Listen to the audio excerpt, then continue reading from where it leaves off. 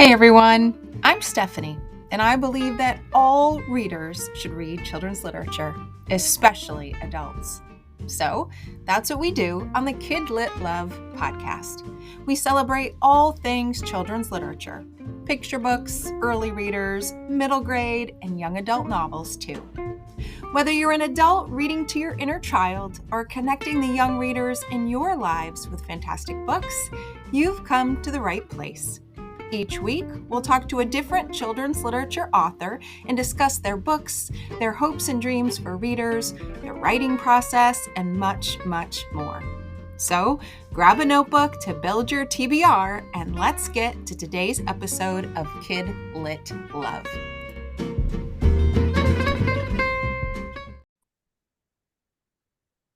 Hello, everyone, and welcome to the inaugural episode of the Kidlit Love podcast. I'm Stephanie, and I am thrilled to welcome you here today with a very special guest, an author that I admire for reasons both on and off the pages of her book, Padma Venkatraman. Padma, welcome to the Kidlit Love podcast. Thank you so much for having me. It's an absolute joy to be here. And how fun that I'm inaugurating your new podcast. So excited. Thank you. Yes, I am so excited too. And I have been a fan of your work since I found you in 2019. So I first got to meet you. You don't know this, but I got to meet you in the signing line of the it was either the International Literacy Association or NCTE, one of those conferences where I got to meet you for a very quick hello and get my signed copy of The Bridge Home, one of the books that we're going to be talking about today. And then I really got to dive in because my graduate class of teachers was part of the Global Read Aloud in 2019, 2020, when The Bridge Home was a part of that amazing experience. Since then, of course, I've gotten to know more about your books, and I think my love for The Bridge Home is now competing with my love of Born Behind Bars, both of which we are going to talk about today. Both are powerful, they're emotional. I had Kleenex, but they're also incredibly hopeful as well. And so I can't wait to talk about those books with you today. But let me turn it over to you. I will finally stop talking. For listeners that are unfamiliar with your work so far, can you give us a little backstory into who you are, maybe where you are, and how you got to be one of my favorite middle grade authors? Thank you so much. I mean, it's always such an honor to hear that from anyone, and I really, really appreciate it. I don't know if you know how much it means, but it really, really does, because the writing is such an odd field, and it goes up and down. And recently there was this thing that happened, and I felt so excluded and forgotten and unseen, and it just really helps to hear that I'm somebody's favorite author. Every time that happens, it is special and never and unique and different, and it means so much. I started writing I want to say about 15 years ago or more. So my novel Climbing the Stairs came out, and this was a time that was before We Need Diverse Books. And I want to make it very clear that obviously, we've had Jackie Woodson and Walter Dean Myers before her, and all of these amazing authors. Even before Walter Dean Myers, there were people who were working to uplift marginalized voices in the field. But it was difficult, I think, because for some reason people didn't want to listen. And then luckily, when We Need Diverse Books came on the scene, everything took off. So they've done amazing work. Yeah. And I do want to also acknowledge that they stood on the shoulders of so many people who came before them, as all of us do. But I predated We Need Diverse Books. So when I came on the scene with Climbing the Stairs, which was really one of the first historical fiction novels written by South Asian, it was in fact the first historical fiction written by a Southern Indian author in the United States, right? And when it came into publication, it was on the shelves, I think there was a different level of reception. Most of the time what we heard was, they called us multicultural. They said multicultural books don't sell. And I love that book. It is based on my mother growing up in India in the 1940s. It is a true story. And it's about my granduncle who volunteered to be on the Allied force during the Second World War. And people don't even realize that there were contributions from so many BIPOC soldiers in our own nation, but also in India, where I grew up, right? And all of these former British colonies, these former colonized countries contributed so much to the war effort, to the Allied victory, but they're never acknowledged. And so it was a very special story. And I was, it starred reviews and it won awards and everything, but it wasn't embraced in the way that I think it would have been if it were on the scene now. Mm-hmm. And so I think I feel a little sort of, it's my first child. I love it so much. And I think it was a very important book for me. But I kept going. And then Island's End came on the scene. And unfortunately, with Island's End, again, it was released to, I think, starred reviews in 5 important major journals, Kirkus and all the rest of it. And it was the first, again, by an Indian author in the US or South Asian author in the US, which was a magic realism for children. So it broke another boundary, but it wasn't recognized as such, right? And I'm saying this to you now because I feel like I'm over 50 and I feel like I have to start saying these things, because otherwise, even people within the South Asian community don't realize how much I have done and how many doors I've opened. And obviously I open these doors and it's delightful to see who is walking through. But I like to be remembered for having opened those doors as well. And with Island's End, it was, again, like I said, it won these awards. I became the first South Asian author for young people to be on the Penn World Voices Festival. But people were silently banning the book because it speaks about the religion of the indigenous people of these islands, which I visited when I was an oceanographer, which is what I did before I became a writer. And when I was there, I observed how the interactions with people who were of my Indian heritage versus the people who were indigenous on the islands. It's about culture clash. It's about so many things. I talked about spirit animals, which is something that is a part of the tribe's belief way before this whole spirit animal thing was sort of taken up by the media. And so there were so many things that book did, but unfortunately, some people saw it as voodoo, and they called it all of these very othering names and pushed it away because they were frightened of it. And it was very sad to see that book didn't even go into paperback, but I still kept going. And I do want to say, Climbing the Stairs was rejected by over 30 publishers before it finally got picked up by Penguin. So when I speak to kids, especially, I always tell them, where would I have been? Would I have been here if I had given up that 30th time? That's inspiring. 30 times the charm instead of 30 times the charm. Yes, right. And I think it was 31, so it was a lot of rejections. Wow. And then A Time to Dance was, again, the first South Asian novel in verse. And I was told by a professor that it ever in English anywhere in the world. So, and it's about, and it's also based on a true story of, I'm looking for it as I speak. Oh, here it is. Not that you have the image, but the image on the cover shows this beautiful Bharatanatyam dancer, and Bharatanatyam is Indian classical dance. And it's about a girl that I knew loosely, who loved this dance more than anything in the world. And what I was so impressed about when I first saw her, I was much younger than her, was the fact that she was dancing and so much into her dance that she was sort of oblivious of the audience.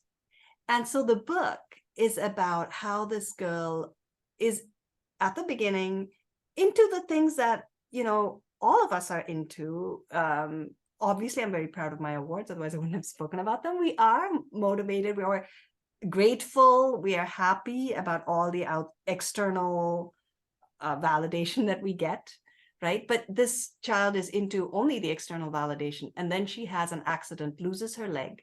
And through that experience, begins to be strengthened in other ways. And so that arc for her is one of, eros, charis, and agape, which is eros being, we say the love of the body, but it's for her learning to love who she is and the body that she has, right? Even after she's lost her leg, to be grateful for what she has, to give thanks to her own body for the strength that it has in that effort of recuperation.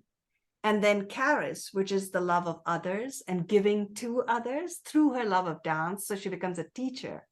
And then agape, because she continues to be a phenomenal dancer in her own right, but she dances differently. And her dance then becomes a way for her to communicate with the other, with something that is, deeper and higher than herself. Now I know what my next book of yours is going to be that I read. That sounds beautiful. I'm so glad you started with all of that in that kind of chronological order of where you've been and how you've gotten to here, because you're right. I found you, if you will, with your middle grade novels, but you have such a rich history of writing behind you that maybe not everybody knows about. So I'm so glad to get that backstory. And that book they all sound wonderful, but I think that one is going to have to be a next read for me. Thank you so much. And again, I'm grateful. I also want to say always how grateful I am to Pernille Rip, who began the, Global Read Aloud, Yes. because I think that opened my work to more readers all over the world. And, that was such a phenomenal experience because, one day you would get this email from some kid in South Africa. The other day you would get, an email from somebody in Sweden. It was just wonderful. Yes. And as someone who participated in the Global Read Aloud multiple times, not with little people, but with teachers who are learning to be teachers, to show them the power of what's possible through literature, through not just reading it, but interacting with it and getting social with it and seeing how it changes you and changes others and the inspired action you take. That project is definitely a favorite, and I'm glad it was there. It was not there. It was there. I'm so glad that she is kind of keeping that in the world, and that is how I first found you, and the Bridge Home. Yeah, and if there's anyone listening and they want to look at the resources, I have a whole lot of resources that I created for the Bridge Home and that others created for the Bridge Home that are accessible through my website. You just have to spell my name correctly. It's www.padmavenkatraman.com. So PADMAVENKATRAMAN.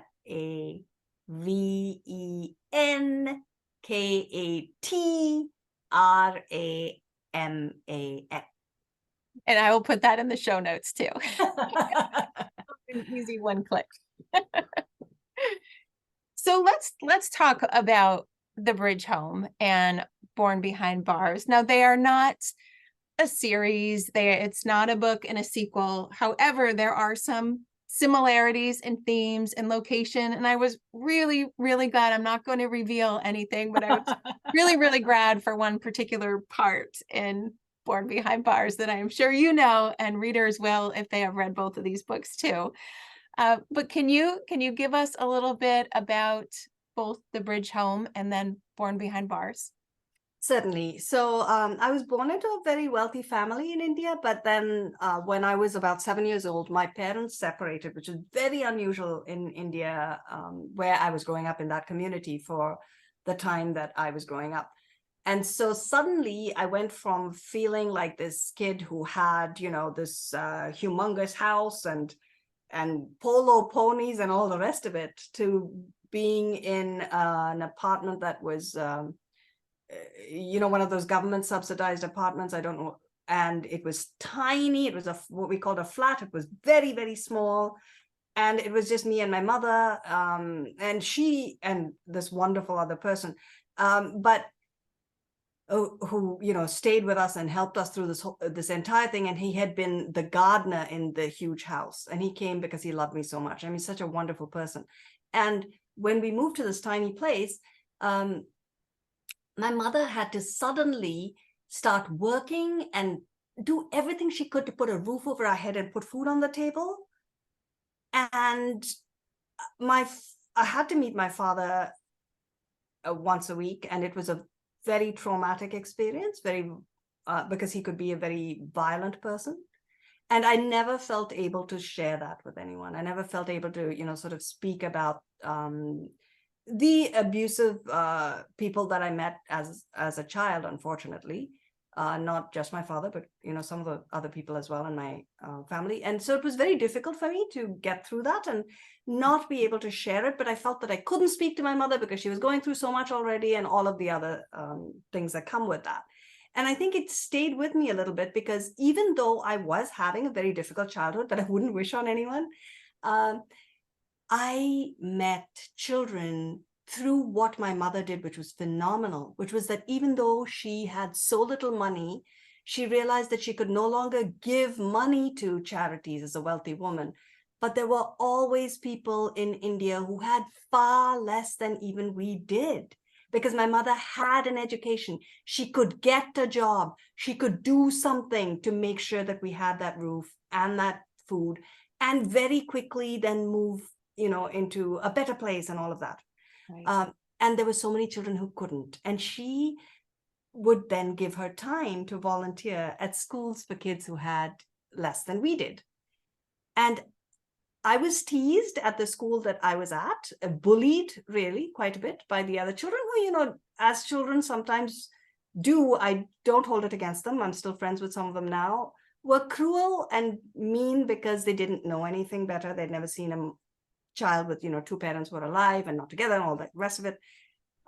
But in the other school, these kids had seen so much worse. And some of them became my friends. And the reason we became friends was because we could laugh together in a joyous way and not in a cruel way. And one of those kids told me her story. And she said, Padma, one day, because I was always scribbling, I wanted to be a writer, had notebooks and all the rest of it. She said, will you write my story one day? Oh. And so, yeah, The Bridge Home is that story. Oh my gosh, Padma, I did not know that. I could get teary right now knowing that. Oh my gosh. What a beautiful tribute to tell her story that way. Oh my gosh.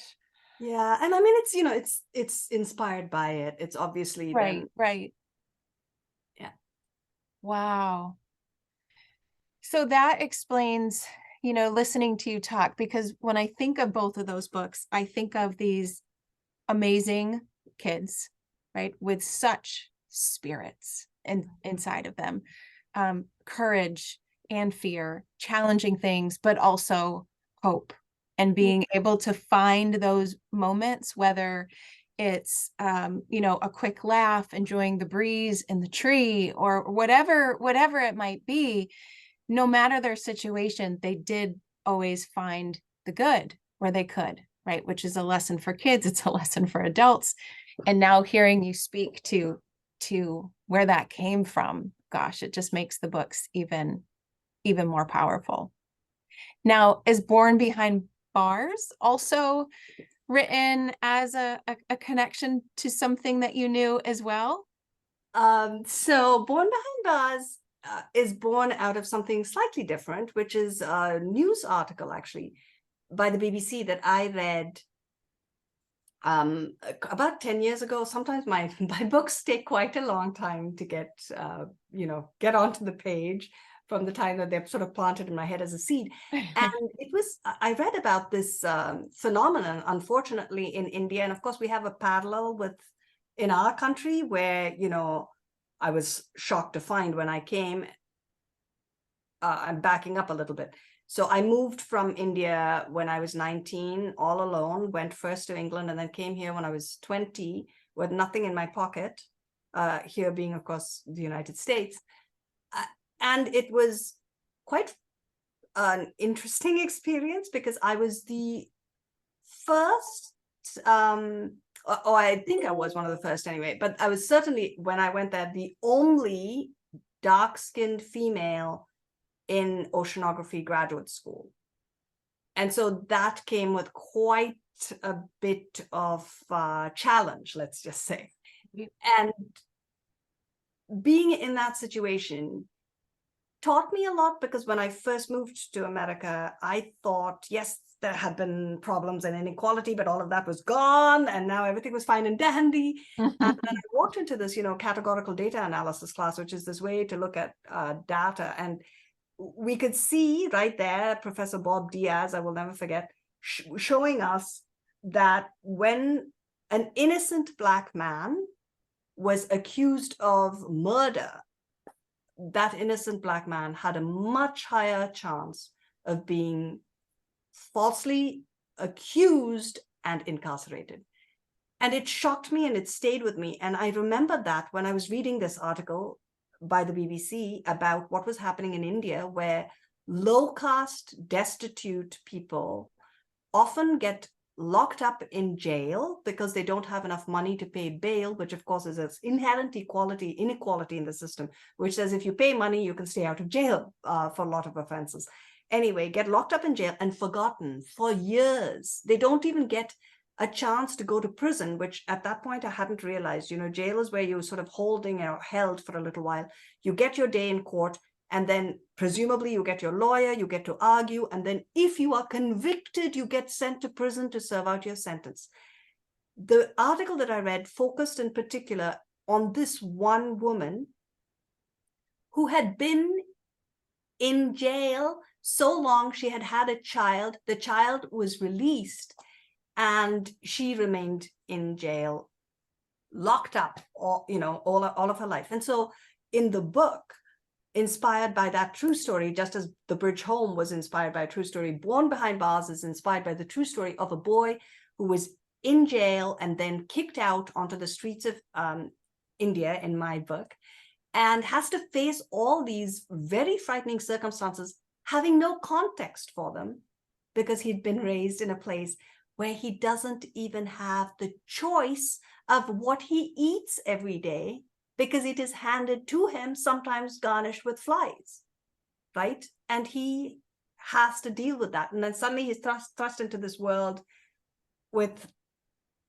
very cruel people, but also, luckily for him, finds this one wonderful person who's modeled, on a friend, who has this parrot on her shoulder. She comes from the Roma community, which is ostracized quite a lot in India. Takes him under her wing, and under her parents' wing, and under her parents' wing, Yeah.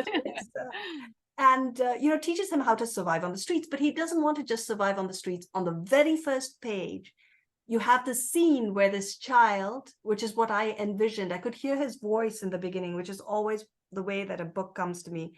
I hear the voice of a character, and then I start to see the character, and I could hear him singing, and then I could see that his voice was escaping this dreary, dingy jail cell where they had locked this child up, but they could not lock up his voice. They could not lock up his courage. They could not lock up his compassion and the wonderful, kind child he is when he gets released.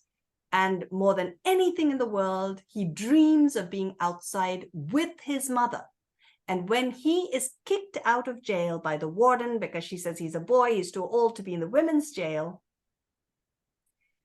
he learns to survive on the streets, but what he wants is to get his mother out of jail. And of course, the girl says, listen, we have no hope, but he has a few clues about where his dad might be. He is convinced his dad still loves his mother, and that if they find the father who's in a different city, then somehow the father will fight for the mother's release. And so with that hope, the two kids set off, and it plays out against the backdrop of water wars, which are occurring in India and in other places in the world now, thanks to global climate change, unfortunately.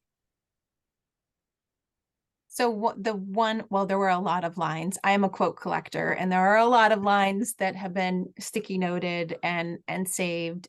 But the one that I think really captures the whole essence of both of the books really is that fear is the lock and courage is the key. And that's what he has. He has courage in spades and kindness and belief in others that carries him through the story, which is just such a beautiful theme. throughout both of these books.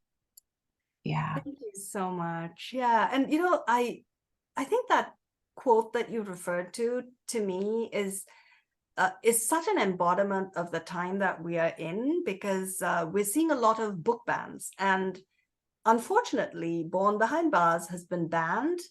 And even very recently, without naming any names, a school that had invited me to go and speak about the two books decided to cancel the visit within 24 hours of my appearance, which was, very unfortunate, I think, for the children. And I understand and I completely respect teachers and librarians who are at risk sometimes when they even speak about something that they feel strongly about. And in our nation, which professes to and has uplifted and continues, I hope, and will in the future speak about freedom of speech and the rights we have as individuals, for this sort of censorship to occur is horrifying. And I think every act of censorship is born out of fear, and fear locks us up as human beings. And a book is a key to compassion and courage, because I cannot tell you how many people have written to me inspired by my work, who have changed their lives after reading a book. And I mean, one of the most amazing things that happened to me this year was that I got a text from a woman, because this is what happens, right? You write a book a long time ago, and then suddenly the child who read it is a woman in Peru, who had read Climbing the Stairs and said, it allowed me, this is my first novel, allowed me to feel empowered to go to college. And she is not the first person to say that. She's the second woman. The first was this Latina woman who came up to me and said, your book changed my life. And I had a moment of sort of disbelief, thinking my book or somebody else's book. And she said, Climbing the Stairs, she said, I would not have gone to college without it. And so many children, after reading The Bridge Home, and women in abusive situations, have taken themselves out of this violent and unsafe place to a safe situation. And it makes me feel so sad that sometimes adults are scared to read this book, in which the violence is off screen. Nothing is explicit, because I do believe that for the age group that I'm writing for, I would not want anything there that was disturbing in a graphic way.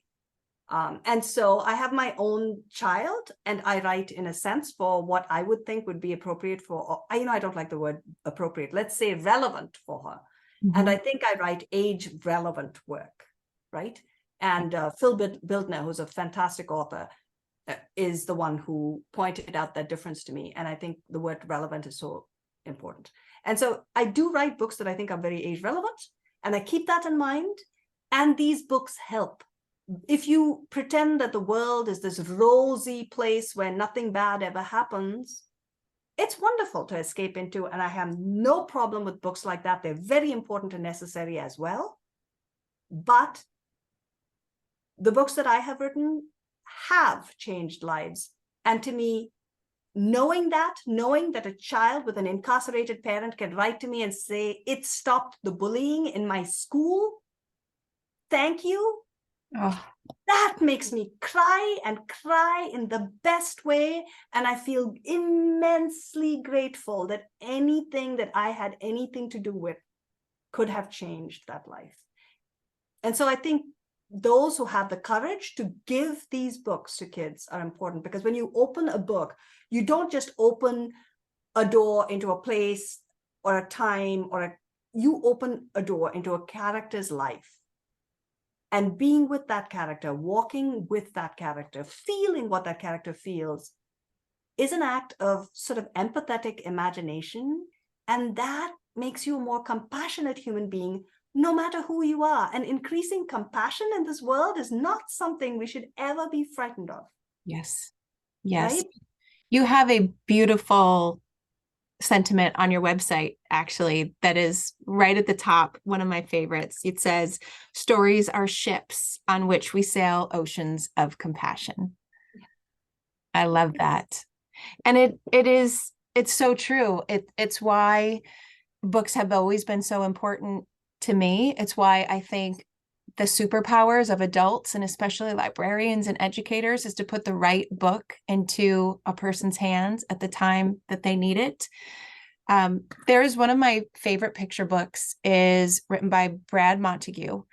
He is the creator of Kid President, and it's called The Circles All Around Us. And it shows how, when you're born, you have this very tight, close-knit circle of people and things around you. And as you grow, your job is to just keep making that circle wider and wider and wider and wider so that you can experience things, you can be changed, you can help others.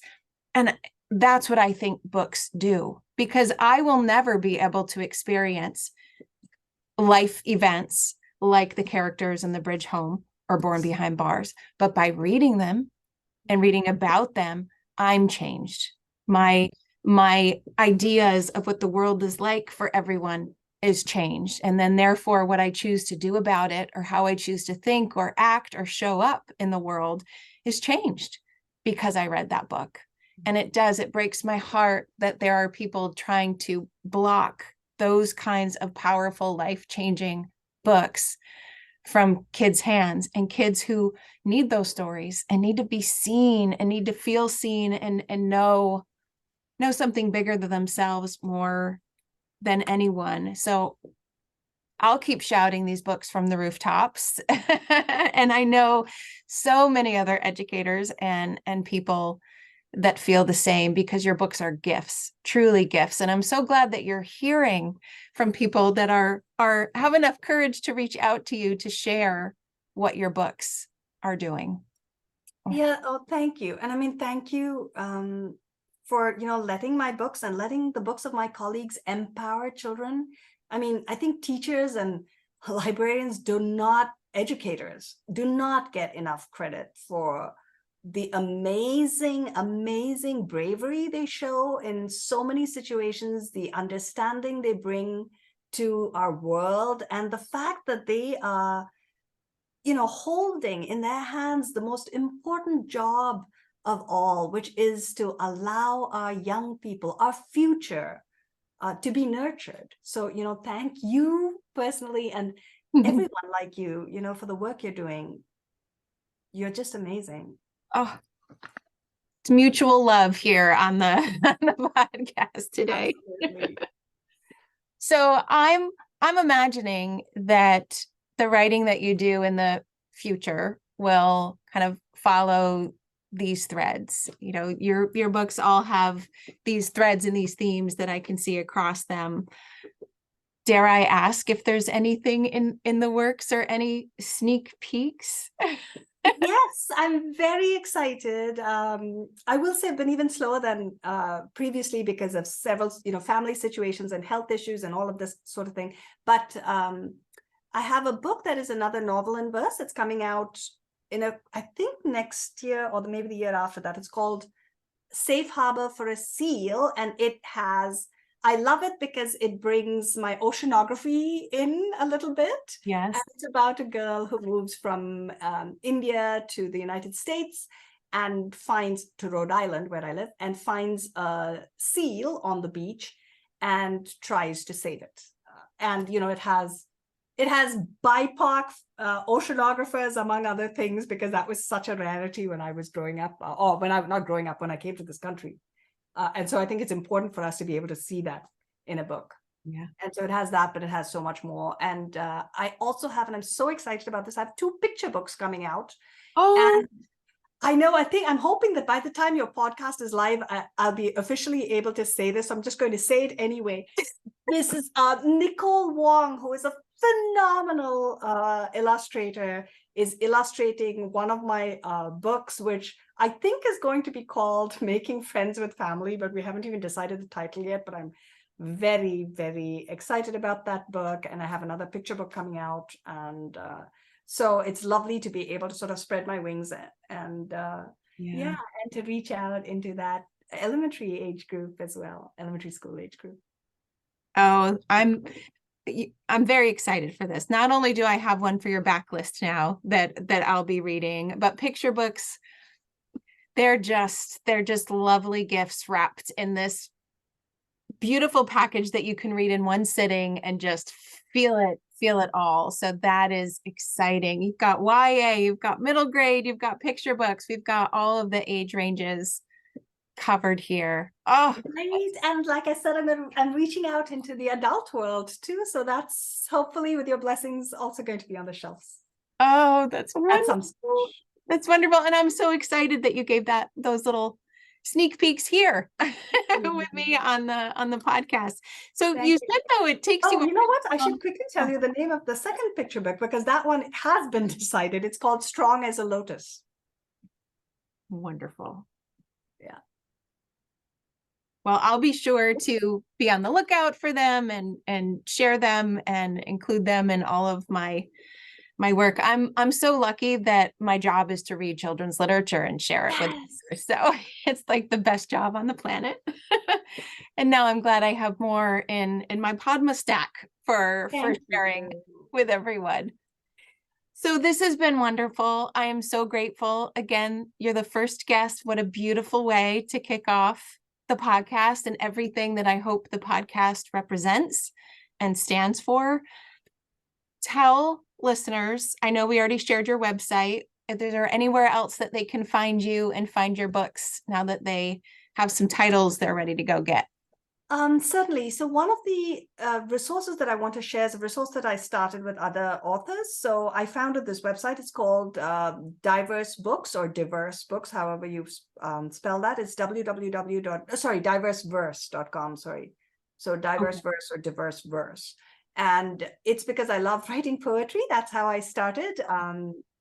And so it has poetry for children, poetic picture books for children, and also novels in verse for young people. And so that's sort of what our emphasis is, primarily because I went to a school where there were lots of children of color, and the teacher actually could not name poets of color beyond Maya Angelou and Langston Hughes. And now when I go, Amanda Gorman. But I think that they're wonderful people, of course, poets to study and respect, but there's so much more. And Right. I just felt as though I wanted to do what I could to open up the doors to more of that, because as I said, when I was little, I started writing poetry, and that was my first love and remains something that I continue to do. So that's a resource I definitely want to point out to people. And I still am on Twitter at Padma TV, even though we don't have a television at home because T and V are my initials. And I'm also, I think, Venkatraman, which is my last name or surname, Venkatraman.Padma.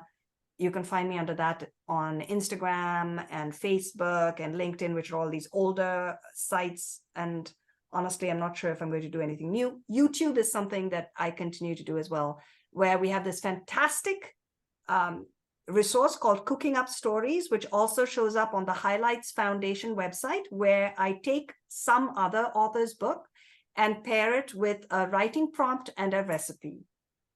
And Oh, so that's delightful. yes. And so you can find links to that always through my blog. So the best way to actually keep in touch with me is to go to my website, where that's sort of a catch-all. You'll find everything, www.padmavenkatraman.com. And then if you sign up for my newsletter, which is off to the side somewhere on that website, I'm not very good at these things, then you'll get a link in your inbox once a month or once a season, because I don't believe in sort of flooding people's inboxes.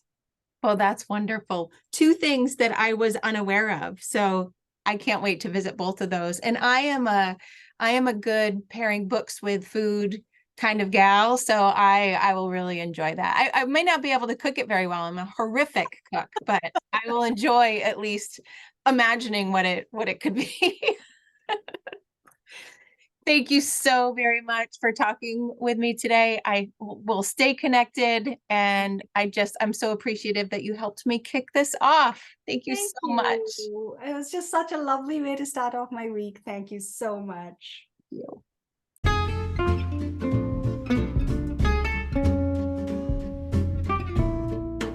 Thanks for listening to today's episode of the Kidlit Love podcast.